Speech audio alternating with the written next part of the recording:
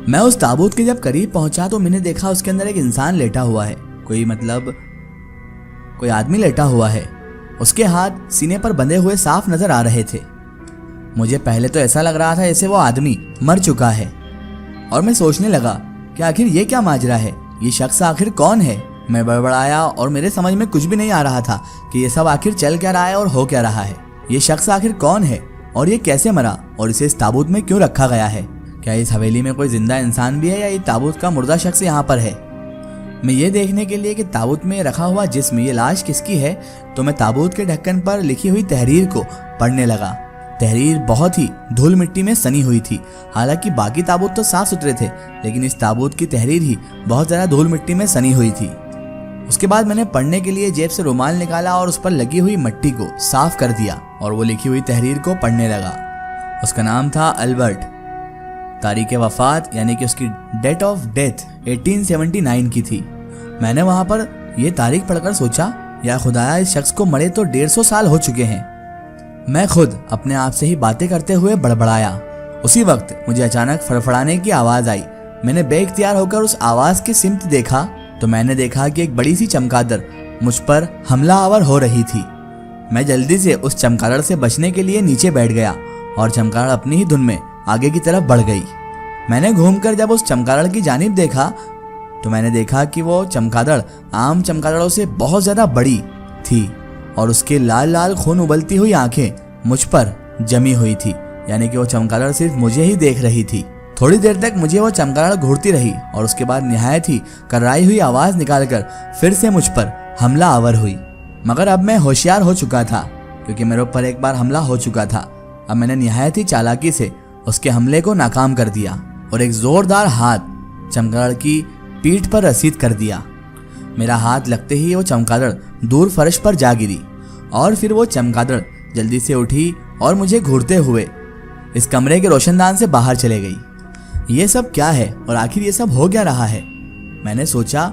और ये भी मुझे मालूम था मैं बहुत मजबूत दिल का आदमी हूँ, लेकिन इन सब मंजरों को देखकर और इन सब सिचुएशंस में मेरे दिल में भी अब खौफ पैदा हो चुका था, यानी कि मुझे भी अब साफ डर लग रहा था। मगर मैंने ये खौफ के असरात अपने चेहरे पर नुमाया नहीं होने दिए। मैं आहिस्ता आहिस्ता चलते हुए उस हॉल से बाहर हुआ और हवेली के दूसरे कमरे में दाखिल हो गया। ये कमरा दूसरे कमरे की तरह बहुत बड़ा था।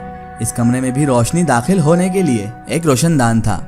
मैंने इस कमरे का पूरा मुआयना किया तो मैंने देखा कि इस कमरे की दीवारों पर बड़ी बड़ी तस्वीरें लगी हुई थी जो बड़ी कदावर भी थी और हर तस्वीर में खौफ का तासुर पेश किया गया था। मेरे ठीक सामने दीवार पर एक तस्वीर लगी हुई थी जिस तस्वीर में एक चुड़ैल एक बच्ची का खून पी रही थी। बच्चे के चेहरे पर तकलीफ के आसार थे और चुड़ैल के दांतों पर ताज़ा ताज़ा खून लगा हुआ था और वो बड़ी शादमानी से उस बच्चे का खून पी रही थी। तस्वीर में बच्चे की अजियत और चुड़ैल की दरिंदगी की बड़ी ही अच्छे तरीके से नक्काशी की गई थी, यानी कि वो तस्वीर देखकर ही मालूम पड़ रहा था कि जो तस्वीर बनाने वाला है उसने ये मंजर अपनी आंखों से देखा है या फिर उसके दिमाग में ये मंजर पेवस्त था। मुझे उस तस्वीर को देखकर बड़ी कराहियत आई, मुझे डर लगने लगा, लिहाजा मैंने अपनी नज़र उस तस्वीर पर से हटा ली और उसके बाद मैं कमरे की दूसरी चीज़ों पर नज़र डालने लगा। उसी वक्त मुझे चिड़चिड़ाहट की आवाज़ आई। मैंने आवाज़ की सिमत देखा तो कमरे में रखी हुई एक कुर्सी जो कि लकड़ी की थी वो आहिस्ता आहिस्ता से अपने आप हिलने लगी थी। ऐसा लग रहा था मानो इस पर कोई बैठा हो, लेकिन मुझे दिखाई नहीं दे रहा हो। शायद इस पर कोई नादीदा शख्सियत का मालिक बैठा हुआ था। तभी मैंने घबराकर पूछा, कौन है वहाँ? लेकिन मुझे कोई भी जवाब नहीं मिला। तभी मैं आहिस्ता आहिस्ता डरता डरता उस आरामदेह कुर्सी के करीब पहुंचा। मगर ये क्या, कुर्सी तो अब भी बदस्तूर हिल रही थी। उस पर कोई बैठा हुआ मुझे दिखाई नहीं दे रहा था, लेकिन कुर्सी थी जो ऐसे हिल रही थी मानो उस पर बैठकर कोई उसे हिला रहा हो और कुर्सी का कुशन इस तरह से दबा हुआ था जैसे उस पर कोई बैठा हुआ भी हो। मगर मुझे वो दिखाई क्यों नहीं दे रहा था? मैंने अपनी आंखें मसल मसल कर देखा कि कोई मुझे दिखाई दे, लेकिन मुझे कोई दिखाई नहीं दे रहा था। फिर अचानक ऐसा लगा जैसे कुर्सी से कोई उठा हो। फिर अचानक मुझे पायल की आवाज़ आने लगी। ऐसा लग रहा था मानो किसी औरत ने पायल पहनी हो और वो चल रही हो। तभी मैंने बौखलाकर पूछा, कौन है वहां पर? मेरे सवाल के जवाब में मुझे एक लड़की का कहका यानी हंसने की आवाज सुनाई दी और साथ ही पायल की तेज झनकार भी सुनाई दी। ऐसा लग रहा था मानो कोई औरत वहां से भाग कर गई हो। साथ ही साथ कमरे का दरवाजा खुला और वो फिर से बंद हो गया।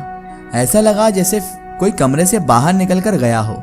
मुझे तो बहुत खौफ महसूस हो रहा था, मगर मैंने अपने चेहरे से खौफ का इजहार नहीं होने दिया और उसके बाद मैंने एक बार फिर अब उस कमरे का जायजा लिया। तभी उसी वक्त मुझे टप टप की आवाजें सुनाई देने लगी, जैसे इस कमरे में पानी की बूंदें गिर रही हो कहीं ऊपर से। मैंने कमरे के चारों तरफ नजर घुमाई कि ये पानी कहाँ से टपक रहा है और ये क्या आवाज है।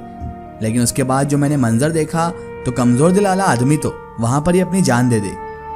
कमजोर दिल वाले लोगों के लिए वो मंजर बिल्कुल भी नहीं था, क्योंकि मैंने जो तस्वीर थोड़ी देर पहले देखी थी, जो एक तस्वीर ही थी जिसमें चुड़ैल एक बच्चे का खून पी रही थी, तो अब उसमें यह दिख रहा था कि उस तस्वीर से बच्चे की गर्दन में से खून टपक टपक कर इस कमरे की फर्श पर गिर रहा था। ऐसा लग रहा था जैसे मैं कोई ख्वाब देख रहा हूँ, कोई सपना देख रहा हूँ, लेकिन ये हकीकत मेरे आंखों के सामने गुजर रही थी। मुझे ऐसा लग रहा था कि उस तस्वीर में से खून टपक टपक कर नीचे गिर रहा है। मैं उसके बाद एहतियात से आगे बढ़ा और हिम्मत करके मैंने उस तस्वीर से निकलने वाले लहू को अपनी उंगली के पोर पर ले लिया। ये खून है, मेरे जहन ने भी मुझे ये तस्दीक कर दी। मैंने जब नजर उठाकर उसके बाद तस्वीर की जानिब देखा तो तस्वीर में वो चुड़ैल मुझे खून भरी नजरों से देख रही थी। ऐसा लग रहा था मानो वो चुड़ैल तस्वीर नहीं बल्कि हकीकत में मेरे सामने खड़ी होकर मुझे कातिलाना नजरों से घूर रही है। उसी वक्त कमरे की बत्तियां अब जलने बुझने लगी। मैं बौखलाकर खड़ा हुआ और इधर उधर की जानिब देखने लगा। उसके बाद थोड़ी देर लाइट जल बुझ हुई, उसके बाद ठीक हो गई। बिजली सही होने के बाद मैंने जब तस्वीर पर नजर डाली तो मैं हैरतज़दा रह गया। अब उस तस्वीर में क्योंकि ना तो चुड़ैल मौजूद थी ना ही वो बच्चा, बल्कि वहां तो अब एक सादा फ्रेम लगा हुआ था एक सादी तस्वीर के साथ। और ताज्जुब की बात यह थी जो फर्श पर गिरने वाला खून था वो भी अब नजर नहीं आ रहा था। मैं तो खौफ से डर गया और मैंने कहा, या इलाही, ये क्या माजरा है? आखिर ये सब क्या मंजर मेरे सामने पेश आ रहा है?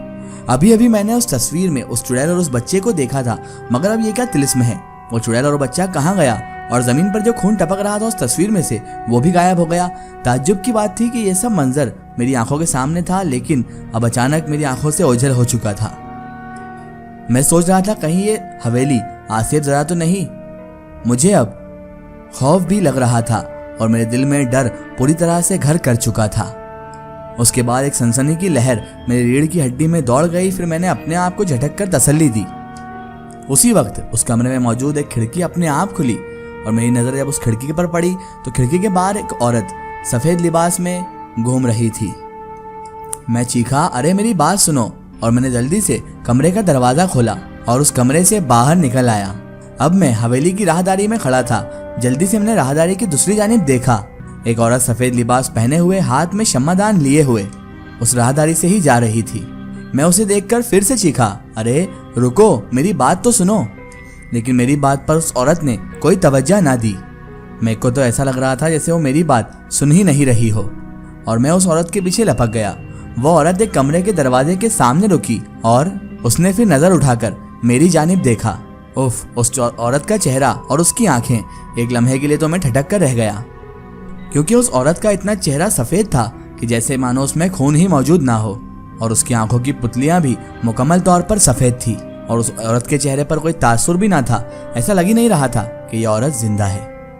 आखिर कौन थी वो औरत और अब क्या मेरे सामने परेशानियां पेश आने वाली थी और मैं किस मुसीबत में आकर फंस चुका था? ये जानेंगे हम इस वीडियो के अगले पार्ट में।